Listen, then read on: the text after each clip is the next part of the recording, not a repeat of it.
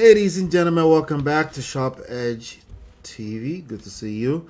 The NDC's Southern Mandate gamble, one term only, and it must be a Southerner. The NDC sets its 2027 rules, but the Atiku camp is calling it a trap.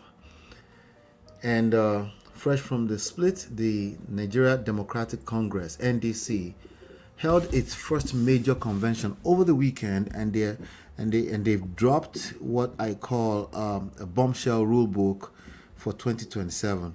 The party has officially zoned its presidential ticket to the south with a strict condition: whoever wins will only serve a single 4-year term. To reset the nation, Senator Victor Ume is already out defending the move as a sacrifice for national unity. However, the camp of former Vice President Atiku Abubakar has issued a blistering warning, saying a southern candidate cannot defeat Tinubu and that this zoning is essentially a gift to the APC. So I have a question. The opposition is now fighting over North versus South before they've even picked a candidate. Is the NDC's Southern play a stroke of genius to steal Tinubu's base, or is it a suicide mission? Ladies and gentlemen, we are back with another fantastic show lined up for you today. Please do us a favor, hit the like button, share, subscribe, turn up your notifications so you're notified when we go live. We have a fantastic show lined up for you today, and we will be right back.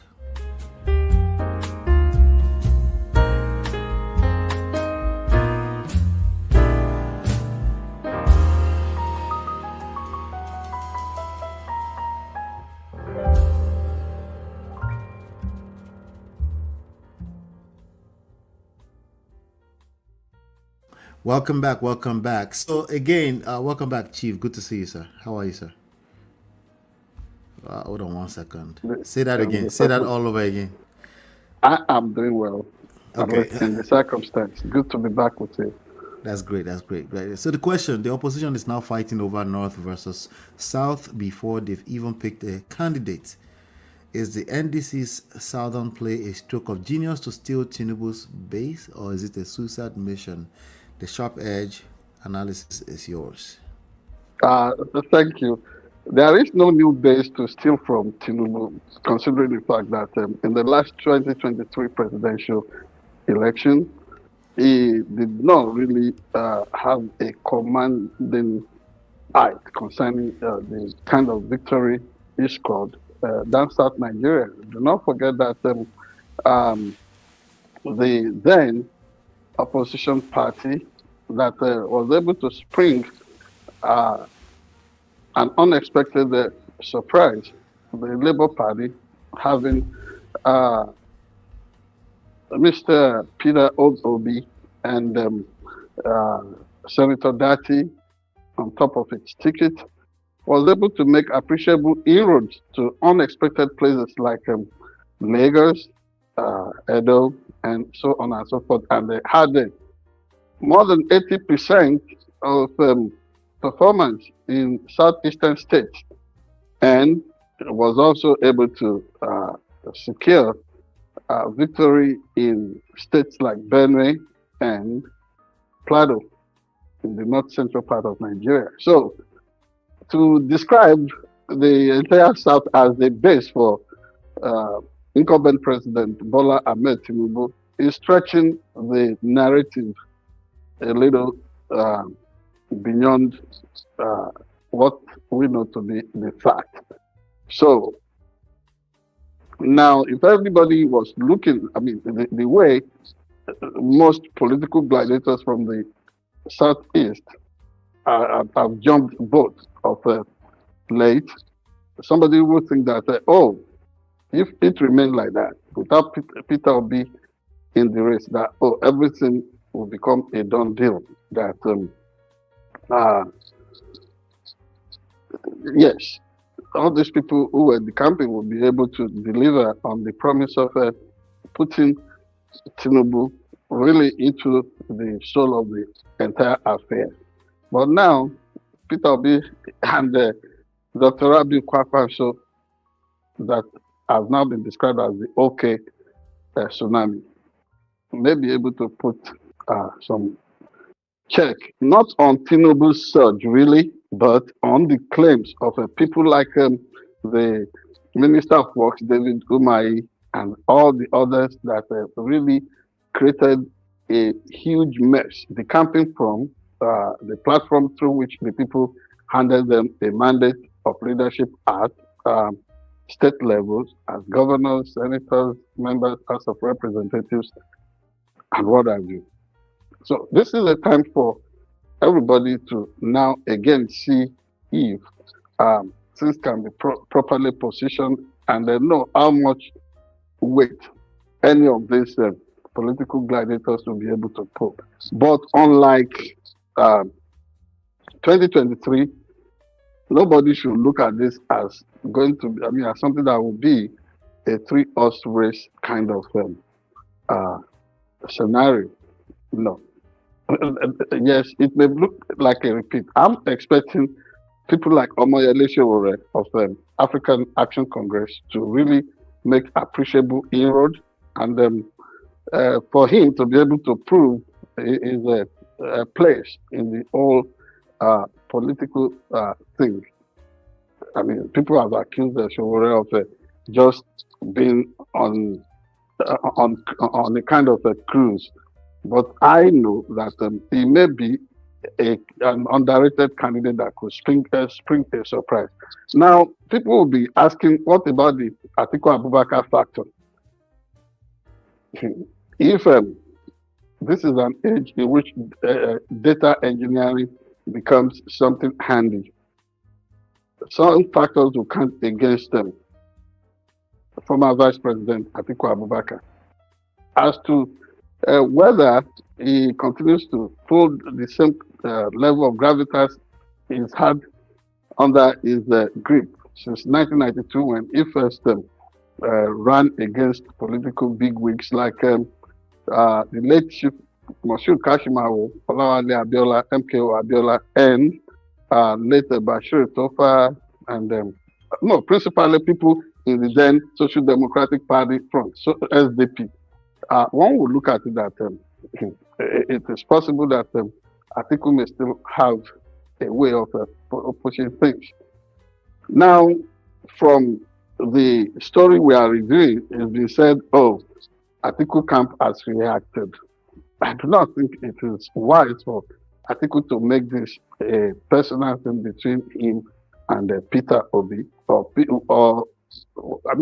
won't understand that Atiku, the people continue to lash out at Obi since Obi and Kwakwanso got this their political marriage, and they moved into Nigerian Democratic Congress, NDC.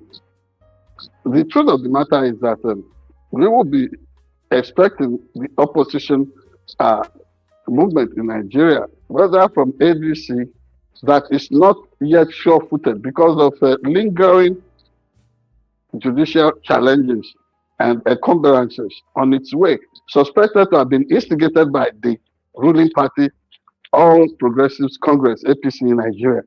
Now, if that were the situation, I do not think Atiku should dissipate much energy. It is not politically wise to come against somebody who should be a fellow journeyman, like Peter Obi and Kwakwaso, for instance, and then leave the sitting government untouched. A government that has been accused of breaching all the rules in the game, even to the extent that people compare between the constitutional guarantee, the guarantee to protect rule of law, that is constitutionality in Nigeria, and a place like South Africa, where their president had been indicted on some breaches. And in spite of the Congress, or what's it called, the Parliament in South Africa, in spite of the fact that they voted to continue to give President Ramaphosa an endorsement, the Constitutional Court in that country sat and made its independence so clear that there had been a constitutional breach, and they are trying to resume the trial the trial of the South African president, unlike in Nigeria, where so many things have been done in breach of the Constitution, and the president continues to hold sway. So instead of targeting or making the sitting president, Bola Ahmed Tinubu, the target of criticisms in Nigeria, I do not really think it is wise for Atiku to aim his attacks at OK Movement, that is Peter Obi and Rabiu Kwakwanso amalgam. That said, the question will be asked, why is the opposition party in Nigeria making it their sole intent to remove Bola Ahmed Tinubu from power? I mean, it could be worth the effort, but that cannot be the sole appetizer on the plate for the opposition movement in Nigeria. There must be a clearly defined core principle and objective for their existence in the first place. That is, they should make it clear that they're trying to emerge and pattern and structure a pact with the people of with the people of Nigeria. That is the critical mass of voters in Nigeria. They should itemize it, articulate it, one after the other, what they intend doing. For example, I love to find on the plate, why do we have more privately owned schools, whether at nursery, primary, secondary, or tertiary level in Nigeria than publicly funded and owned institutions? Education no more attracts the spending priority of the government of Nigeria. Why is nobody articulating the fact that primary, secondary, and tertiary education funding will be back on the plate? Because when you take resources away from these critical social sectors like education and health, you have so much for people to steal. Somebody should put that back on the front burner in the manifesto.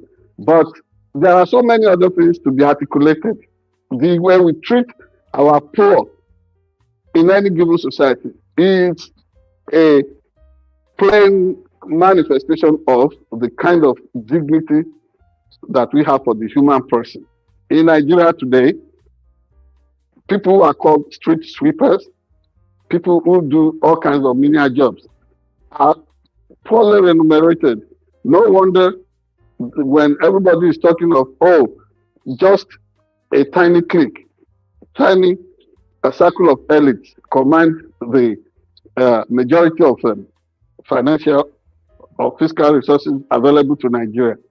Everybody says, oh, it's the ruling party. It's more than that.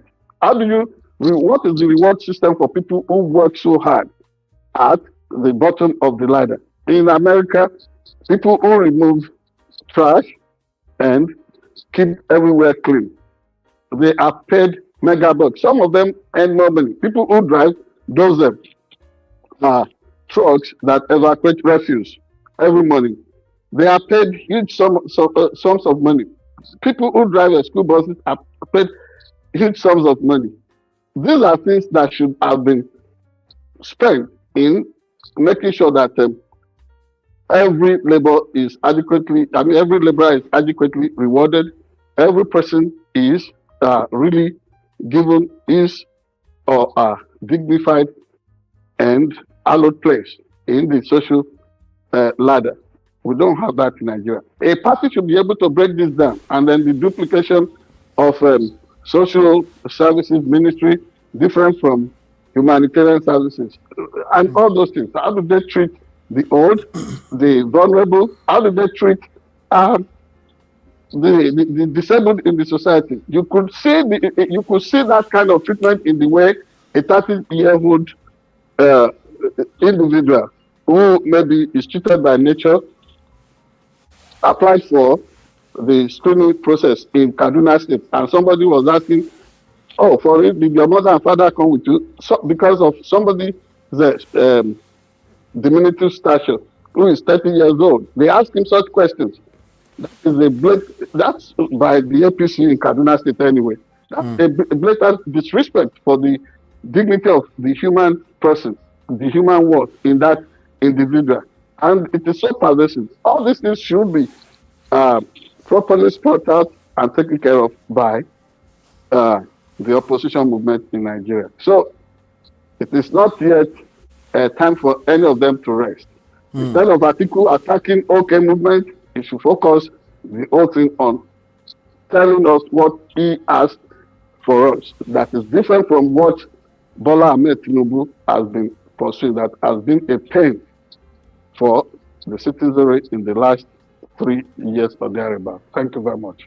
Thank you so much. Thank you so much. Ladies and gentlemen, join the conversation. We want to hear your thoughts in the comment section. Hit the like button, share, subscribe, turn up your notifications. We'll be right back for some other trendy stuff. All right, we'll be back.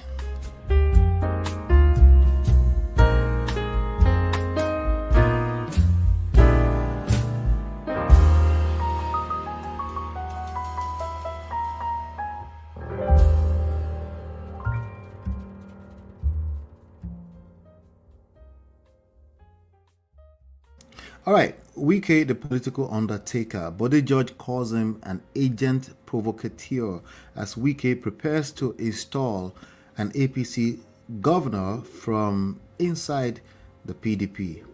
The friction in the PDP has reached a boiling point today. PDP shifting body judge as officially labeled FCT Minister Nyesom Wike a political undertaker, accusing him of acting as an agent to destabilize the country. The trigger, Wike's open support for an APC candidate in the River State House of Assembly primaries, as we reported last week, despite still claiming to be a PDP member.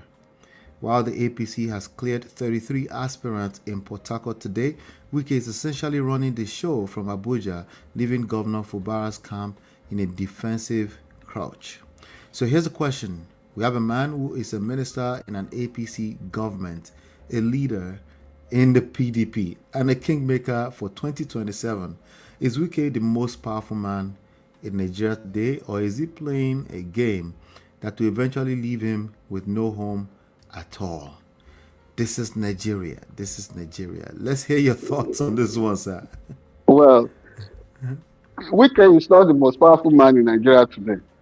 By the Constitution of Nigeria, whatever was originally drafted for the self-preservation, self-perpetuation, and whatever for the man who superintended the entire process originally, that constitution, the late General Sani Abacha, and later the military, you will understand that, why Wike has been able to latch onto the strength of the Nigerian presidency and the might of the federal government. To one know, yeah, he's a mighty man. One will be. He is not the one that is really strong. You pull the rug off Wike's feet. Wike would see himself in the true light that he is nothing other than what Russians call a useful idiot. And there have been so many useful idiots in the body politic in Nigeria over the years. They all came, they had a chance on the stage, like performers or dramatists, and when the time was off, with due respect to the memory of William Shakespeare, the British playwright, it's a matter of asking us as electorates or audience, as the case may be, or what's it called, spectators, if they have performed well. And the verdict of history on somebody like Wike is going to be very harsh. He's been a poor player, he's been a poor actor, and with any stretch of imagination, I can say with some measure of supreme confidence, because I don't want to sound like him, that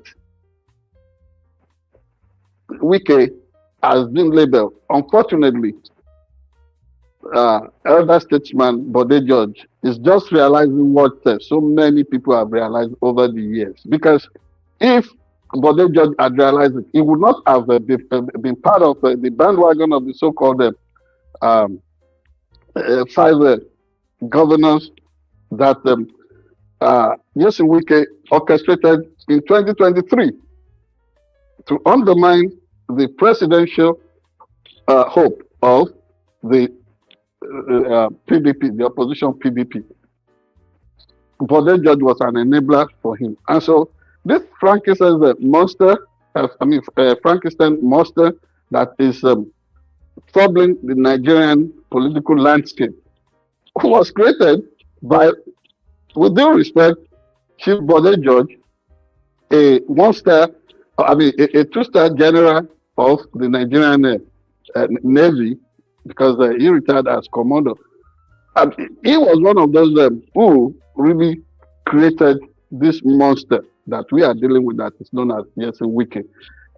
You can imagine that Nyesom Wike continues to be in denial and says, and I find this really, really disturbing, the way the media create larger than life individuals and they run to town as if that is what the people want. They were the people that were sold the dummy that Nyesom Wike is the leader, de facto, of the PDP. And until the Supreme Court judgment came about a week or so ago, the CTC now showing that whether it's the iron hand of the PDP or that of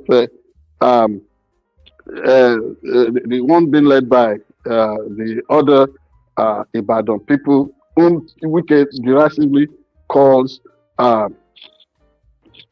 Amala Convention, what have you, Dalhatu. The truth of the matter is that they both have been sacked, but in a stroke of ingenuity, the board of trustees came around to save the situation and then put in place a caretaker executive led by the same Dalhatu. That is spiteful to Wike, and he continues to roar and threaten and stroll like a hungry lion in the jungle. And then would say, let me see the signpost anywhere, let me see this and that, and continues to behave like a depraved mind on the political terrain. So if Bode George is not describing him as a political undertaker, if he's not describing him as agent provocateur, in Nigerian parlance, pidgin parlance, people who ask, not today, is it just realizing this? They all did one or two things to create him, and they have to deal with him. Now to the situation in Rivers State. I do not know, like I said in our past production, I do not know, and you too cannot pretend to know. I'm no Nigerian who was not seated where the truce was negotiated between Wike and Fubara. Nobody will be able to tell the terms and conditions of or the terms of reference in the way the peace arrangement was engineered for the two of them. For all I know, politicians can be very smart, and many of them can be very dubious. Some of them can be very deceptive. I do not know where to place any of these individuals that are now really tearing Rivers State apart. Now, it looks like a majority of the people that are with Fubra are really losing out in the screening process. But let me also tell you, it's just a foretaste of the doom that is to come for the Fubra camp if they do not find a very creative way of responding to Wike, because I suspect that Wike is the man that is power drunk to the extreme. And after he must have engineered the fall of similar Fubara as the governor of River State, he would also want a situation in which Fubara would go to prison. Whatever Yesin is orchestrating as a strategy for survival in politics is not going to stop yet, because he's been escaping everything that he's doing. The way he dished, if Atiku had won in 2023, Wike suspected that he would be in prison. He moved ahead of time swiftly to embrace the APC characters that he had always denounced. And then he got rehabilitation with the victory of Bola Ahmed Tinubu. Now, if Tinubu falls from power, you can see that Wike would warmly gravitate and swing towards whoever is going to be the new leader in Nigeria. And that is almost the trait of most politicians in Nigeria. It's the way for them to escape accountability. The Among Us amount of money belonging to the people that has been spending, all that has been traced to him everywhere. You know, he pretends to be a person of honor, but there's no honor in him.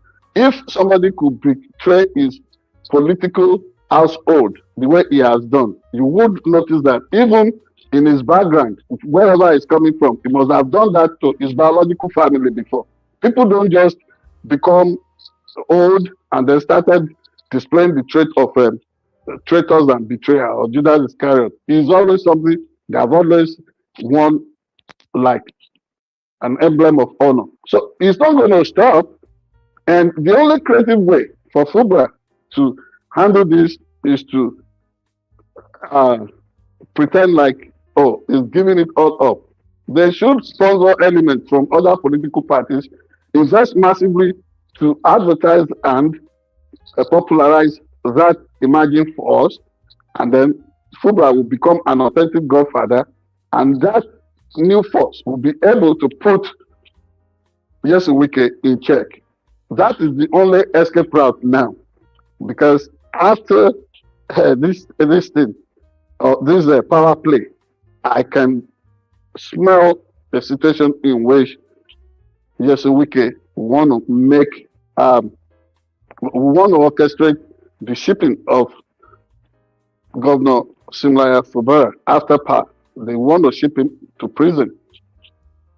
It looks so bleak for him, and he has to really get creative and stop being falsely pious, falsely humble. He should let them know that in the song of the man in Ibadan, the Fuji master there, who sang with a laughing, you heal madness, you cure madness with madness. You know, that's the way to go.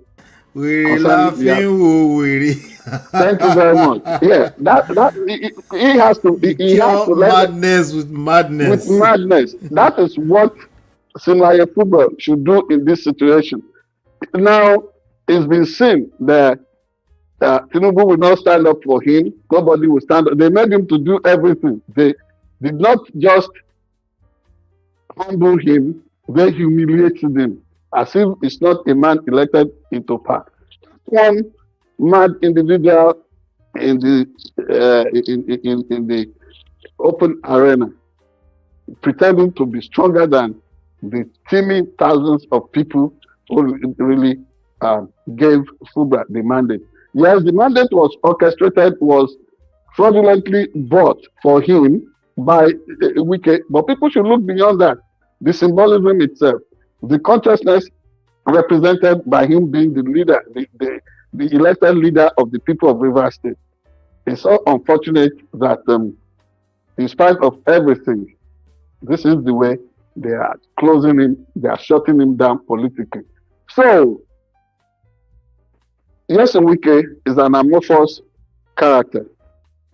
He is the person you can describe as the reincarnation of the Eshu pantheon in Yoruba land. This man is wearing what Yorubas would call the Alabangada garment. He turns to you, he backs you, he faces you. What you see? It almost sounds like a Gabagibi. That is the word. He's an Alagabagebe. Very, very deceptive and hypocritical. He's a chameleon, a man that lacks character. So, if Odeja calls him political undertaker or agent provocateur, that truly is his personality. Thank you very much. Wow. All right, ladies and gentlemen, let me know. I really do want to know what your thoughts are. You know, I don't want to just be listening to my uncle. I want to hear your thoughts. I see some of your comments, by the way. So keep leaving the comments. But right now, I want to move on to some other trendy stories around the world. Hit the like button, share, subscribe, follow everywhere. And we'll be right back.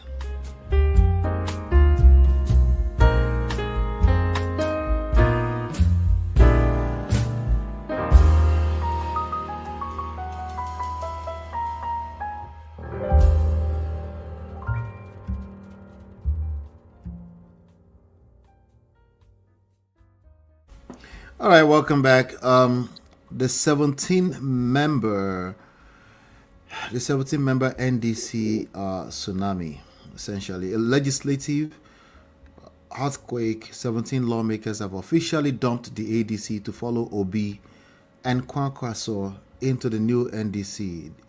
The fallout from the Obi Kwankwaso exit hasn't just hit the streets, it has hit the floor of the National Assembly. During today's plenary, Deputy Speaker Benjamin Kalu read out defection letters for 17 members of the House of Representatives who have officially moved from the ADC to the newly formed Nigeria Democratic Congress, NDC. One lone member, Leke Abejide, broke ranks and moved to the APC. This massive legislative shift means the NDC has virtually replaced the LP and ADC as the primary opposition voice in the House overnight. We're seeing the birth of a new super minority. Does this sudden influx of lawmakers give the NDC the muzzle to actually block executive bills? Or is the APC just laughing as the opposition rearranges the chairs on a sinking ship? I really want to get this analysis, sir. Let's have it. No erroneous part from the script you have just read. Leke Abejide has never been part of the Labour Party, never part of them. He was in ADC, and he is also suspected to be a character that is the type that you have seen in Nyesom Wike. And he has never pretended to be. From an interview he actually granted, he said he originally was part of the APC, and that because Honorable Faleke, who was the leader that was jointly elected on the ticket of that party before Prince Audu Abubakar, former governor of Kogi State, who was on the top of that ticket, suddenly died after he'd been elected. That was why he moved away from APC, and that now he's happy to be back in APC. Just for us to contextualize that movement by Leke Abejide. And so Leke Abejide hasn't created the troubles. Remember, he was under specific instruction from the Chief of Staff to the President of Nigeria, Honorable Gbajabiamila Amila, when during the 58th birthday celebration for Abejide's wife. Gbajabiamila Amila told him to stay inside APC and scatter Atiku and all of them there.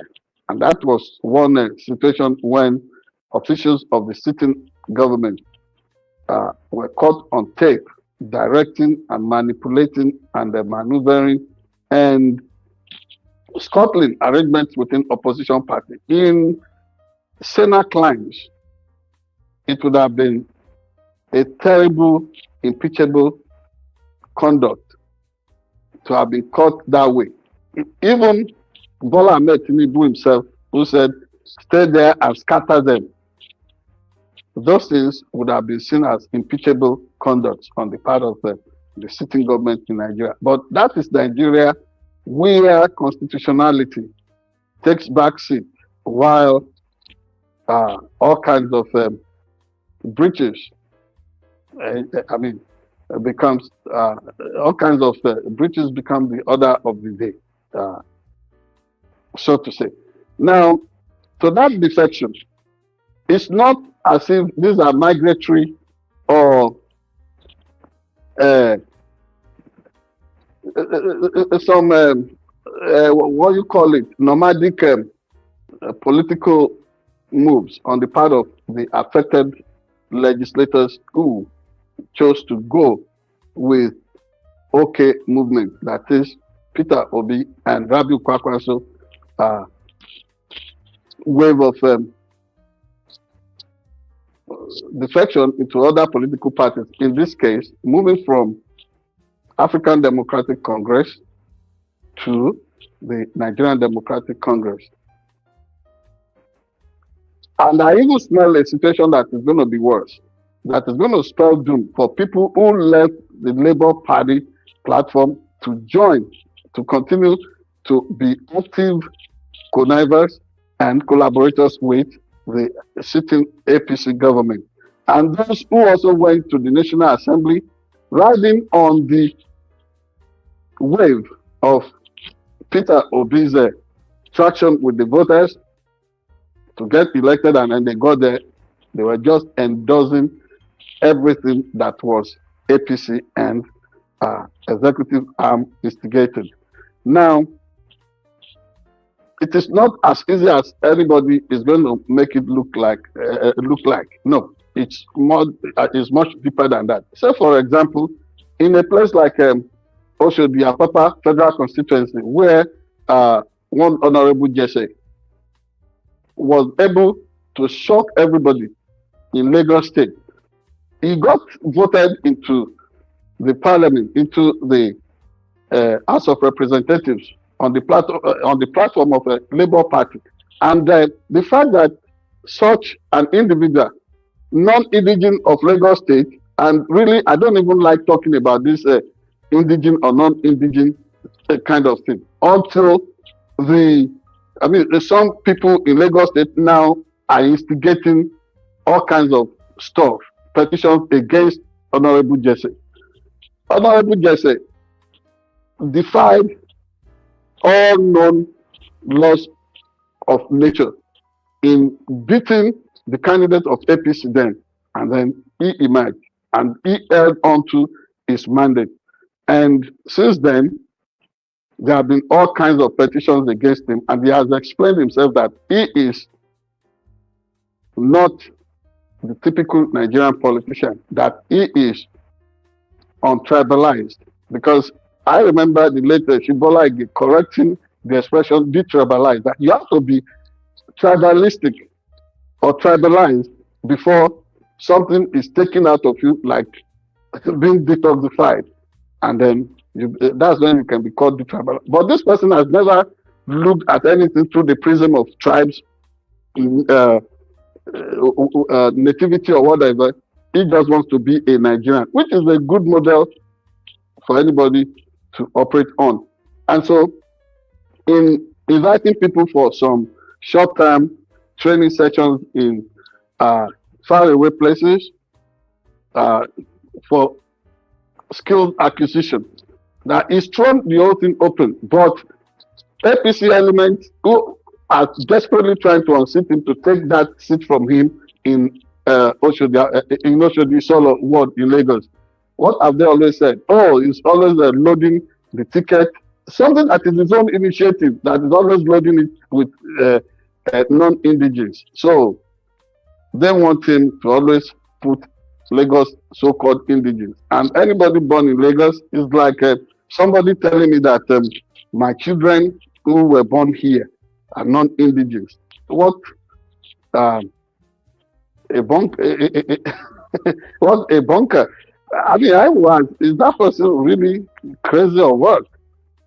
And then, so, all those people enjoying whatever initiative is coming from Honorable Jesse in also the Isolo federal constituency in Lagos have been seen as unqualified because they don't speak Yoruba language and all that. So these are the circumstances through which some people were able to ride on the popularity of Obi, Peter Obi, to get ahead politically in Nigeria. So now all these people knowing fully well that Obi was their guaranteed ticket for for gaining more political relevance. And like I've predicted, so many of these people who are selling mouth because they have always seen themselves as being heavyweight, so they are settled with some federal appointment and all that.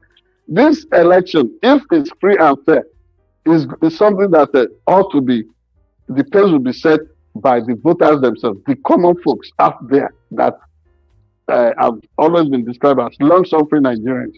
So, in following Peter Obi to Nigerian Democratic Congress, NDC, is nothing other than survival strategy for some of the lawmakers or politicians that are still wise, especially those from Southeast, South, because the other day, Obi was able to blanket the entire landscape with his presence and consciousness. And I think we would witness more than a replay of that in the next dispensation. That is what this defection, the gale of defection that you are looking at in the National Assembly, this is what it is about. And some are still there that would be shocked by the people, because if Nigeria were a place where logic would apply, I would say that the pinch you feel in your shoe, the way your pocket is affected by macroeconomics, not the one that is prepared and made salacious by the Bretton Woods institutions of World Bank and IMF or the International Finance Corporation, IFC. Those may not be what would dictate what the people want. For example, you saw here earlier today the governor of Kaduna State looking at the allegation of 80 billion naira loss through their so-called what's it called? Governors Forum. Allegation levied against Governor Hope of Imo State. And then he's saying it's a little thing. These are the dynamics that would dictate the survival of several of these political characters in Nigeria. And because they are not getting it right, those of us in the diaspora to feel the heat. I don't even get it.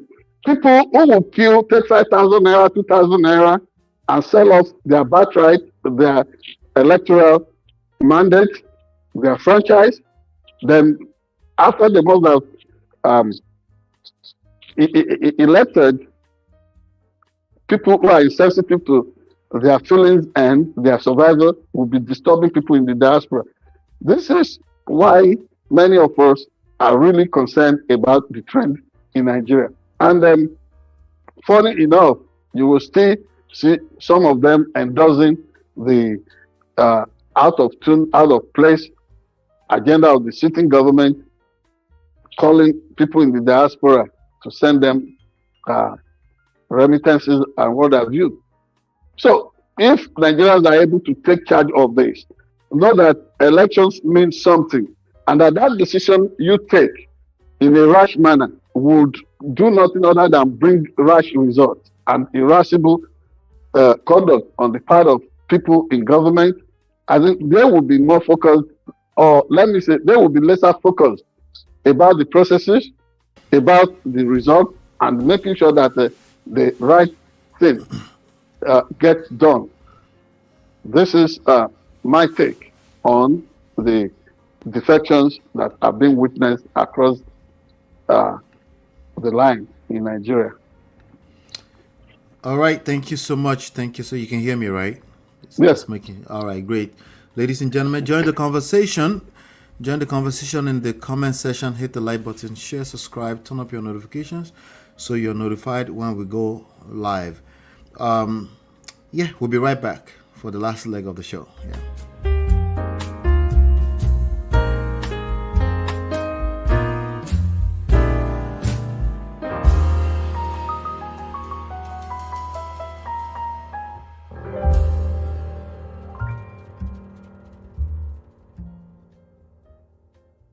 Tinubu describes Reuben Fasoranti as a father, elder statesman, administrator, pro-democracy activist, prominent politician, and foremost Afenifere leader as he attains the milestone age of 100 on May 11. In a congratulatory message, President Tinubu says Baba Fasoranti deserves all the encomiums for his uncommon life of service and immense contributions to this country. Baba Fasoranti has distinguished himself in all respects in his disciplined, Spartan way of life, his belief in principles, and his commitment to noble causes. His life is a metaphor for integrity, honesty, dedicated service to nation, and true leadership. While congratulating the elder statesman, the president expresses his eternal gratitude to him for his support over the years and for his continued prayers, particularly in his journey to the presidency. All right, that was a little short something, but before we get into that, sir, ladies and gentlemen, now we move into our final segment. We've had the hard news, right? So let's get it. Let's tone it down a little bit. Join us on our dialogue. And the man himself, our publisher, editor-in-chief, and High Chief Oladimeji Abitogun. Welcome back, sir. Thank you so much. All right. So before good to be back. Yes. So before you continue, here are some other trending headlines, ladies and gentlemen. You might want to catch up on. Aisha Shisufu is in the wrong party. She should have joined our party. Showore said that, and she replied, "I'm not in the wrong party." And Reuben greets Peter Obi at Abuja Airport amid 2027 election. These people are friends. Don't ever get it twisted, please. Nigeria appoint first special advisor on Homeland Security. Then student shot dead near Unibank campus gate in gun attack. Kwankwaso open to being Peter Obi's running mate in 2027. Last but not least, Tinubu hails Fasoranti as enduring voice for Nigeria's unity, paying tribute to Fasoranti. Tinubu said, Chief Fasoranti gave voice to the underrepresented and sacrificed his comfort. In doing so, he rejected the convenient silence of the privileged and embraced the burden of advocacy, the loneliness of principle, and the risk of standing with those society was tempted to ignore. Give us your final word for today. The floor is yours, sir. Well, thank you very much, Ola. What a glowing tribute from a man who also did everything possible at a point in time to bifurcate and undermine the leadership, the credible leadership provided for Afenifere. Afenifere, as Baba Reuben Fasoranti would always put it. I mean, when you say R. Fasoranti, the full name is Reuben Fasoranti. The way he would always describe Afenifere as a socio-cultural Yoruba movement. And he was listening to many of us that counseled them that Afenifere should not be seen as the Yoruba equivalent of the Alliance for Democracy. And I think some of us had that vision then that, so after Alliance for Democracy, what becomes of Afenifere itself that has endured from the 50s till time and probably for years to come. And they listen and they provide umbrella cover for everybody Yoruba, whether PDP, APC, etc., etc. Let me put it this way. Most headlines this week celebrating the centenary, the 100 years of Baba Fasoranti, were saying he was born in Ondo State, as if he just dropped in the middle of Ondo State from nowhere. No, he was born into an illustrious family. Specifically, he was born May 11, 1926 at Usho, our local government of Ondo State. And what is Usho? Through all kinds of linguistic transformations, the word Ilu Ishowo, trading post, got shortened over time. Yorubas will call it Iparoje and Asuki. So the word Ishowo now became Usho. And that is said plainly in the native Akure language. Usho, Ishowo. So we should get that. That was where he was born. But although he was born 1926, May 11, at Usho, to the illustrious family of Obasaya Famude. Of course, the root of that Obasaya Famude family is in the family of Odopetu Adubolu of Akure. Odopetu Adubolu was the father of the great progenitor of the Obasayas, Fakulude. Fakulude begat Famude, and Famude was the father of Chief Fasoranti's father, Baba Jacob Fasoranti. Jacob Fasoranti had other siblings. You have heard of Baba Samuel Adebayo Fagboyegun, the father of the most consequential business mogul that has ever been seen in some parts of southwest Nigeria, late Canon Johnson Oladimeji Abitogun. Famude was also the father of the father Ibos. He was the father of the Falons. He was the father of Fadero and other people, like the mother of the later Baba Abel Ayeni. So, such a great family. And he started his life from St. Andrew's Primary School, Usho. But in 1931, there was a major rift between his father and Baba Jacob Fasoranti was an Anglican lay reader at Usho.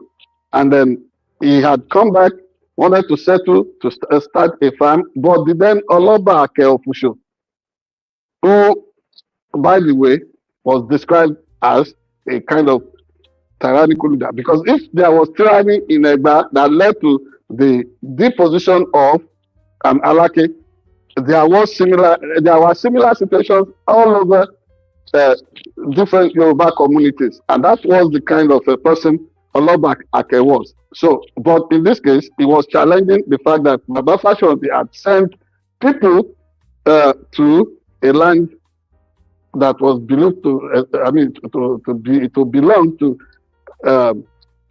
the Oloba royal family of Usho, which in itself was said to be like exclusive preserve. And he ordered the cutlasses, the machetes being used on that farmland by hirelings of Baba Fasoranti to vacate. And Baba Fasoranti took with him, or had agreement with him, with his friend, the late Baba Obanla Adekonye, father of late Dr.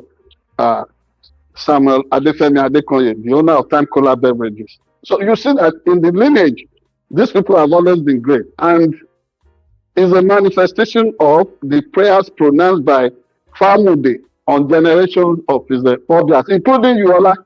Of course, you know you are a descendant of that family.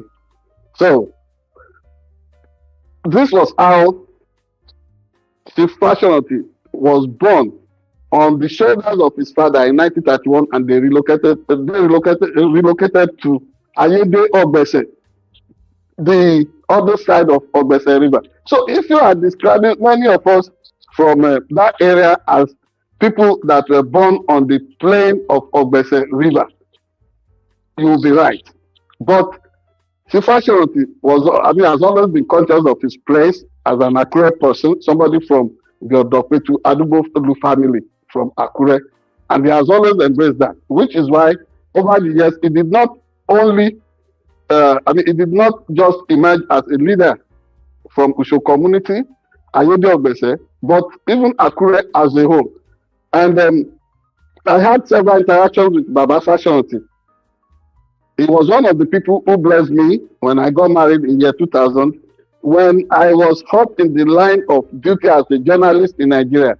Baba will come, he has a way of just being around you, even before you know it, is announcing his presence. He came to see me at home in Akure and told me about the dirty politics, the intrigues going on within the Alliance for Democracy then. How he was going to be framed up by the city governor. Meanwhile, he was the one that was supposed to be the governor of Ondo State. He declined just because he had to do it in honor of his late wife, Mommy Diwura, an Ondo indigene that he married. Baba did not just attend St. Andrew's Primary School show. He attended Ondo Boys High School, later Yaba Aya College, University of Ibadan, and then some education in Australia. He was a teacher. One day we were interacting. I said, "Oh, Baba, tell me more about how you and your late friend Olaya Fagba Anigbe started a book representation company with the late Bola Ige and Chief Funsho Afelumo and Baba Michael Adekunle Ajashi." Very quickly in that conversation, Baba Fasoranti corrected me. He said Chibola Ige was a student at Government College Ibadan for Professor Wole Soyinka. So he's been able to mold not just individuals, minds, and many of the people who passed through institutions started by him. Institutions like Akure High School, institutions like Omolere Nursery and Primary School, St. Francis College in Akure there, all thriving. And he was instrumental to the establishment of Ijuta Bolu Anglican Grammar School in those days. Such a great man. And this thing about turning 100 years, longevity, is in the gene of that family. His father also made it to 100. Baba Jacob Fasoranti made it live well above 100 years. So that is alive today, and we all are able to join in celebrating his worthy. But this is it. If you live long, you will see so many things, some ugly, some impressive. In this case, the one that is so interesting to me is President Ahmed Bola Tinubu at a time decided to form Afenifere Renewal Group against the mainstream Afenifere being led by Chief Fasoranti. But because Chief Fasoranti has lived long, his enemies, his political friends, everybody is finding peace with him. Very instructive. Thank you on that note, Ola. And now,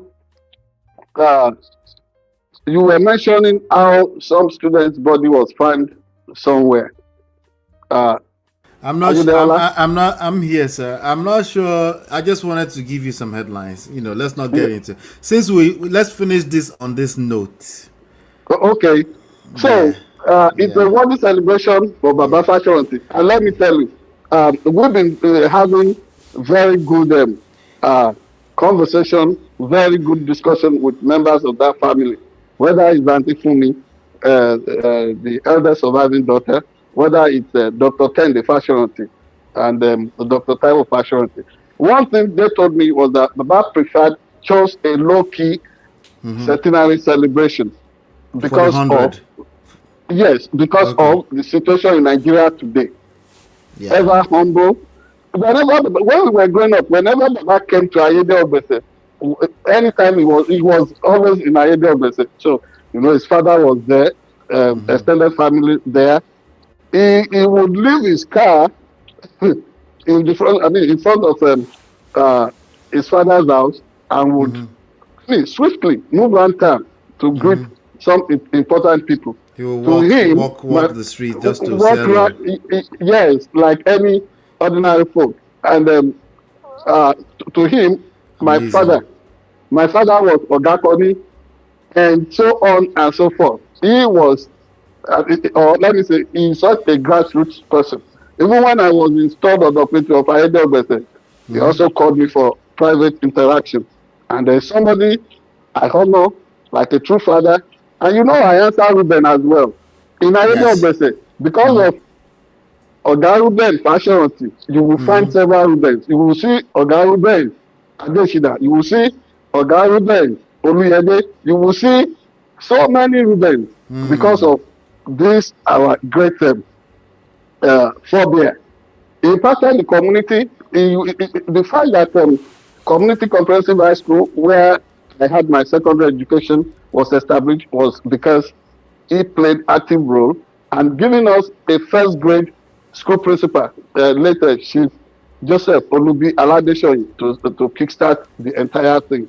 Although our parents, everybody, unlike today, that people don't get involved in community initiatives and efforts in Nigeria. Yeah. It wasn't like that. As I asked him, were you mandated to make sure that school happened? He said it was a marching order from his father. That is the man we are. Yeah, that is the man we are celebrating. Not to interject, you've done a fantastic job giving a very concise, clear bio of this great man. You know, I remember him very well.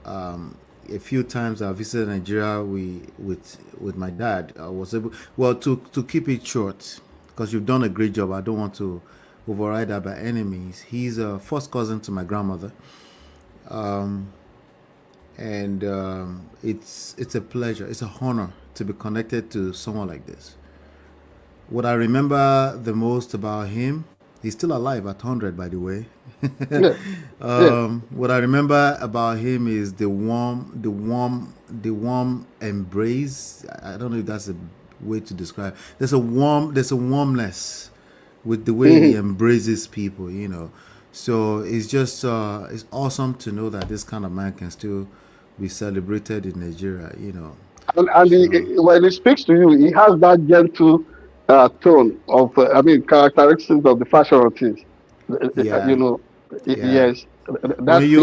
When you get a chance to review this after, the picture I have on the screen right now really captures who he is. Yeah. Yes, and Ola, don't forget that even as a grade 1 school principal, he was not just at the time the principal of Christ School, Ado Ekiti.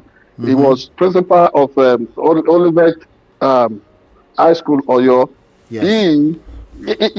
Apart from being the pioneer of digital Bolu Grammar School, at age 29. The list goes on and on, sir. He told me one thing about power devolution and resource management in Nigeria. When he was chairman of Akure Council, he was able to tar some major roads in Akure. Today, no local government does that anymore in Nigeria. We have to. It is a must for us. Go back to that situation in which government will be government, whether at local level, whether at state level, or at federal level. That's a word of wisdom from Chief Reuben Fasoranti. Yes. I'll say this one last thing, sir. A very popular name when I was growing up, and you would be lucky to be a part of that institution, was Omoleri. Yes. Yeah. Yes. That's the school that produced Barrister Ademola Adegoroye, former Minister of State for Transport in Nigeria. Wow. Yes. Yeah. So when you hear Fasoranti, just know that there's no way we can put this in 10 minutes. It's impossible. It's impossible. Yeah. Thank you so much. That's another good one in the bag, ladies and gentlemen. Hit the like button, share, subscribe, turn up your notifications so you're notified when we go live very soon. We'll be back sooner than you think. Take care. God bless.